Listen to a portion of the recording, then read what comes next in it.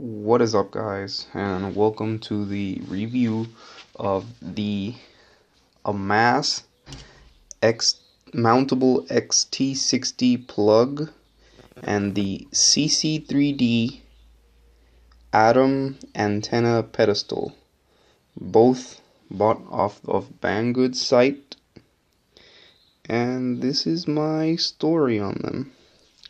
Now, I remember that in the days before 3D printing, if something didn't work, we would Dremel the crap out of it. And that's pretty much what went down here. Now, first, let's start with the Amass xt60 plug. Very good size. Appropriate, obviously, for the xt60, which is standard sized. But you do get these two little lobes that you could either mount them, anywhere you want. It just brings the plug and you solder on your leads. But I ended up cutting off one of the lobes with the Dremel because I was only using one. This is where the stock wire went through. I opened it up a little bit to accept the size of the plug, and that's how it went down. Came out pretty good. Now, one thing I did have an issue with is the plastic on the side of the plug is very soft.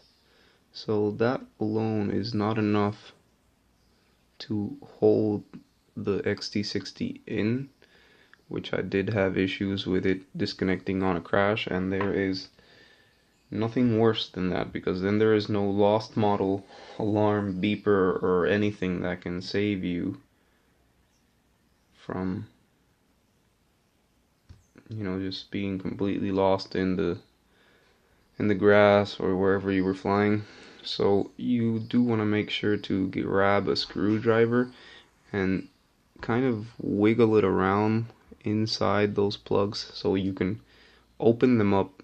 They did come down pretty clamped down, they were tight, so I just stuck a screwdriver in there. I opened them up a little bit, and they do grip onto the battery a whole lot better now.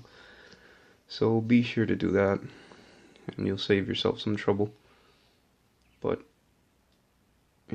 other than having to mod it, obviously, which is something you're always going to have to do because it's not made specifically for you, it was perfect. I really do like it.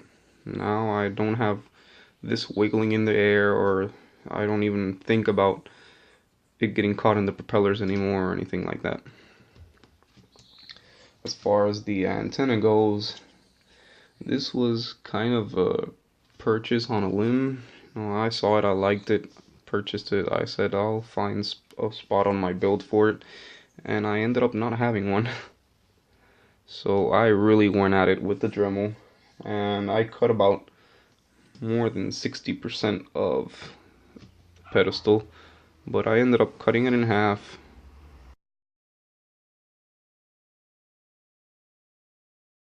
through the top, and using the little lip that it has to stick it into the bottom plate. Let me see if I can get it to focus on that. And there. So as you see, I just stuck it through the bottom, cut it in half. You can see where I did the cut, the pedestal. I'm using the one on the side just for the one antenna that I have.